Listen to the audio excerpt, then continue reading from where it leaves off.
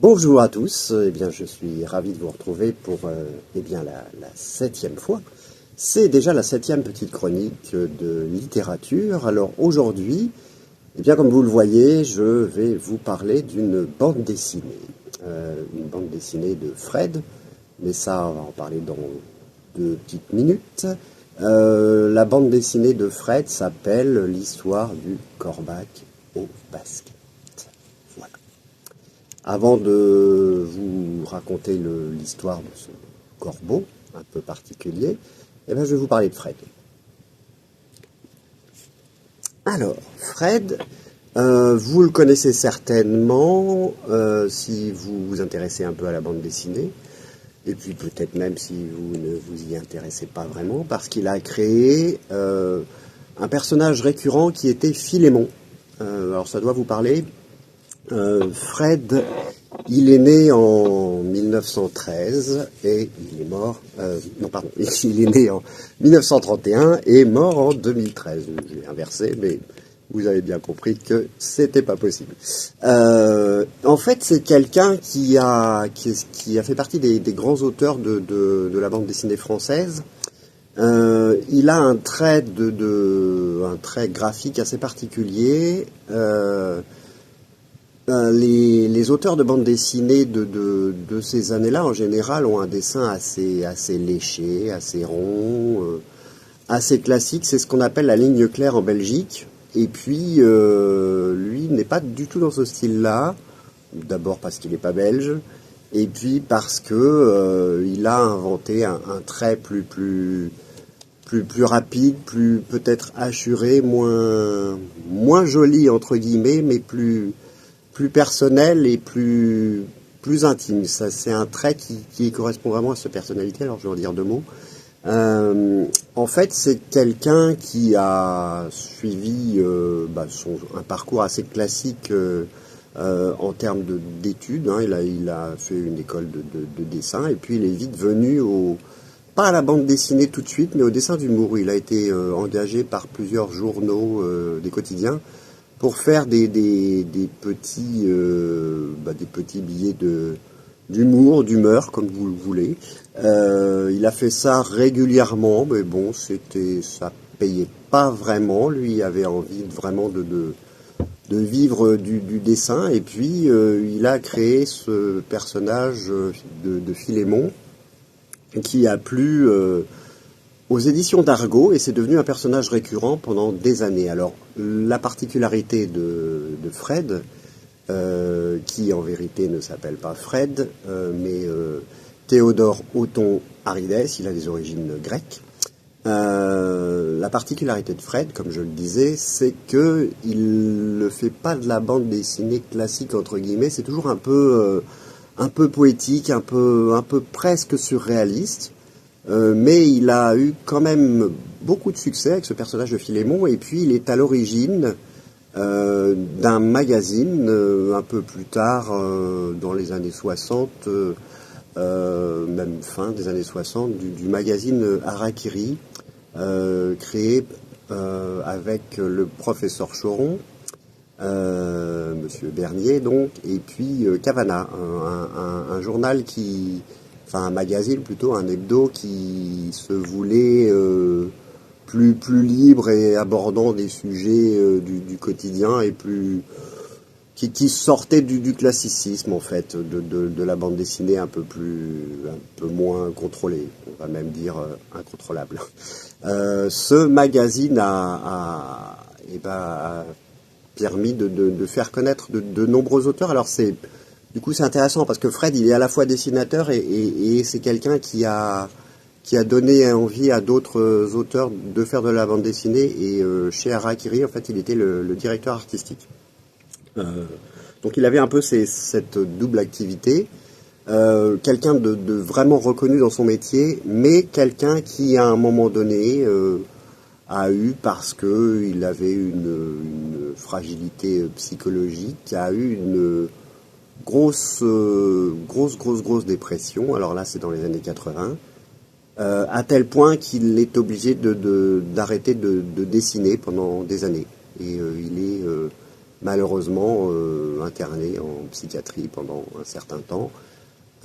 Et il en ressort pour le moins un peu changé, bouleversé par cette expérience, mais en homme convaincu, en citoyen s'intéressant à son environnement, il en fait une force, c'est-à-dire qu'il transforme un peu son travail et s'engage à travailler des thématiques plus sociales, et notamment donc cette histoire de Corbac au basket qui pour le coup est un exemplaire unique, c'est une seule histoire, et c'est donc l'histoire d'un corbeau qui porte des baskets. Ok, jusqu'ici tout va bien, en fait déjà pas tellement, mais c'est pire quand je vais vous expliquer la suite. En fait, ce corbeau, ce n'est pas un corbeau, c'est un homme. Mais c'est un homme qui, un matin, s'est réveillé avec des plumes sur le visage. Un premier matin, donc ça lui arrive comme ça, il se regarde dans la glace et il a quelques plumes sur le visage. Et puis de jour en jour, il a de plus en plus de plumes et en l'espace de un mois ou deux, il se transforme en corbeau. Il a un métier, une vie sociale, mais c'est un solitaire, ce personnage. Et à un moment donné, il a vraiment l'apparence d'un corbeau, et là, il se rend à son travail. Et bien sûr, son employeur est choqué, lui dit bon, alors écoutez, Monsieur Corbac au basket, c'est son nom, hein, en fait, le nom du personnage c'est ça, c'est Corbac au basket. Écoutez, Monsieur Corbac au basket, vous faites toujours le malin, mais là votre déguisement, bon, c'est moyen. Et puis surtout, ce qui va pas, c'est vos baskets. Allez hop, vous êtes viré. Là, les ennuis commencent pour lui, c'est-à-dire que toute sa vie sociale s'écroule. Il est donc viré de chez son employeur. Il a cet aspect de corbeau. Tout le monde le regarde étrangement. Lui, il ne sait pas comment ça lui est arrivé. Il ne sait pas quoi faire et il décide d'aller chez un psychiatre. Ils seront chez le psychiatre qui s'appelle Verlet Corbeau. Qu'il le reçoit avec un entonnoir sur la tête et un énorme stylo. Quand Monsieur Corbac au basket, au fur et à mesure des séances, lui demande pourquoi il ne se sert pas de son énorme stylo, le psychiatre lui dit bah non, je vais pas me servir de cet énorme stylo parce que c'est pas très économique, ça gâche énormément d'encre, donc j'écris au crayon papier. Enfin bref. Il commence à s'apercevoir que le monde autour de lui est assez radin, qu'il n'est pas très écouté dans sa pathologie. C'est-à-dire que son psychiatre lui dit bah, le problème, c'est pas tellement que vous ressembliez à un corbeau, c'est vos baskets qui vont pas. Bon. Et lui bah, essaye vraiment de dire au psychiatre bah non, moi en fait les baskets on s'en fout, mais l'autre le psychiatre est complètement obsédé par cette histoire de basket, lui dit que ça va pas du tout, que bon bref voilà, c'est pas des chaussures à mettre, enfin etc. Et on va suivre ce corbeau qui va rencontrer certaines personnes. Il va quand même essayer de renouer avec son employeur sans succès.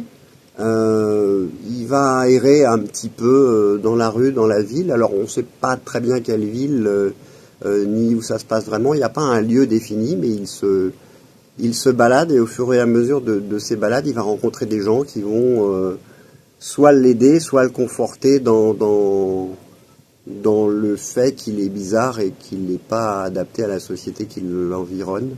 Alors on passe de gens qui vont le maltraiter parce qu'il est différent des autres à un général qui est, on ne sait pas pourquoi, directeur de jardin public et qui lui parle de Tchernobyl, à une baronne qui, elle, va décider de l'engager parce que elle fait des soirées un peu mondaines et elle aime bien ce côté noir du corbeau, et elle se dit qu'il ferait un bon serveur. Elle décide de l'engager. Sa bizarrerie le dérange pas, mais ce n'est que temporaire. Enfin voilà, il va rencontrer tout un tas de gens comme ça qui vont soit l'aider, soit, comme je le disais, lui faire comprendre qu'il est vraiment étrange.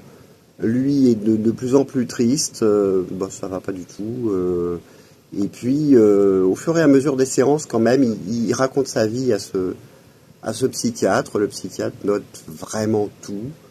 Et puis, petit à petit, son problème s'arrange. euh, Jusqu'à ce qu'il redevienne un homme. Et alors lui, c'était quand même un petit peu exclu du monde, forcément. Et quand il ressort sous son aspect humain, là, il se passe quelque chose d'étrange, même de compliqué à expliquer. D'ailleurs, je ne vous l'expliquerai pas parce que c'est la fin. Et c'est un peu le secret de l'histoire, mais vous allez voir, c'est carrément étrange. Alors, ce qui est vraiment intéressant dans cette bande dessinée, c'est qu'elle traite de beaucoup de thèmes, de la xénophobie, de la différence, de l'agressivité entre les humains, de l'individualité, des thèmes qui ont été très chers à l'auteur et qui ont été, je pense, peut-être le départ de sa dépression, parce que je pense qu'il avait une sensibilité très, très forte et qu'il y a beaucoup de choses de la société qu'il ne supportait pas. Et il a donc fait cette BD comme un espèce d'exutoire à ce qu'il avait vécu. C'est une BD pleine de poésie, de folie. C'est aussi des références à la littérature, notamment à la Métamorphose de Kafka, et puis aussi au Rhinocéros de Ionesco pour le côté surréaliste. C'est vraiment une BD folle, une bande dessinée qui vous embarque. Alors, ce qui est aussi à noter et particulier, c'est que je vous disais que Fred avait un héros récurrent qui s'appelait Philémon, et à l'époque où il a écrit cette BD, c'était vraiment la bande dessinée, c'était quand même ça. Hein. C'était, on aimait retrouver un auteur avec son personnage et puis suivre la suite des aventures ou plutôt de ses traits d'humour, parce que parfois c'était juste des vignettes avec des blagues. Mais c'était un peu ça, la bande dessinée. Et lui commence à faire des albums uniques, mais qui sont presque ce qu'on pourrait appeler aujourd'hui les romans graphiques. Alors les romans graphiques, c'est simple, c'est soit une adaptation d'un roman, mais c'est un seul livre, c'est pas une suite, soit c'est une histoire qui pourrait être un livre, enfin quelque chose d'assez littéraire, mais raconté sous forme de bande dessinée. Et là, il s'agit de ça. On est dans les années 90, on est en 93. C'est assez rare ce genre de bande dessinée comme ça, sous cette forme-là, et avec des thèmes aussi forts abordés par un auteur. C'est très poétique, c'est intéressant, c'est surprenant, ça nous embarque très loin, ça fait réfléchir. Et puis, bah, c'est une bande dessinée qui a vraiment suivi sa dépression. Alors cette bande dessinée, elle a été récompensée au Festival d'Angoulême, pardon, par un Alphard, donc en 93. Et Fred a écrit une autre bande dessinée du même genre, qui s'appelle Le Petit Cirque, que je vous conseille aussi, mais ce corbeau, je vous le conseille, il va vous embarquer, puis il y a quelque chose il y a une vraie tendresse dans le personnage du corbeau. Vous allez peut-être certainement même vous y retrouver, vous allez retrouver ce que vous n'aimez peut-être pas de la société, et puis vous allez vous laisser embarquer dans cette histoire un peu dingue, un peu surréaliste. Donc je vous le conseille, ça se lit très très bien, c'est intéressant, c'est beau, c'est tendre. Cruel aussi parfois, la fin est folle. Bah, vous verrez, je vous propose de le lire bah, rapidement si vous en avez envie. Alors c'est trouvable très facilement.